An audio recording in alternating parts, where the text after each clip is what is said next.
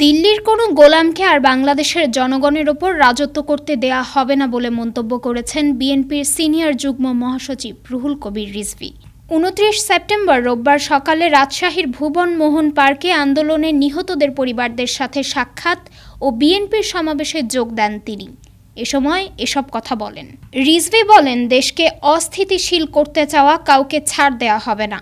আওয়ামী লীগ সরকারের অনিয়ম ও দুর্নীতির চিত্র তুলে ধরে বলেন, শেখ হাসিনা সরকার ১৮,৩৫,০০০ কোটি ঋণ নিয়েছেন, পাচার করেছেন ১৭,৩৭,০০০ কোটি টাকা। ঘনিষ্ঠদের কালো টাকা আয়ের সুযোগ করে দিয়েছিলেন, যাতে বিপদে পড়লে তিনি সেই টাকার ভাগ নিতে পারেন। তিনি বলেন, এখনও যুবলীগ ছাত্রলীগের হাতে অবৈধ অস্ত্র আছে। অস্ত্র উদ্ধার না হলে তারা আবার হামলা চালাতে পারে বলে হুঁশিয়ারি দেন রিজভী। বন্ধুরা আমার, তাদেরকে বলে রাখি, আপনারা আশ্রয় দিচ্ছেন ঠিক আছে, কিন্তু তার কথা শুনে যদি বাংলাদেশের অভ্যন্তরে কিছু করতে যান, বাংলাদেশকে অস্থিতিশীল যদি করতে চান, তাহলে এটা আখেরে আপনাদের জন্য এটা ভালো হবে না।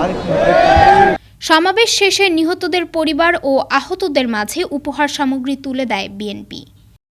ডেস্ক রিপোর্ট, আজ বার্তা, ঢাকা।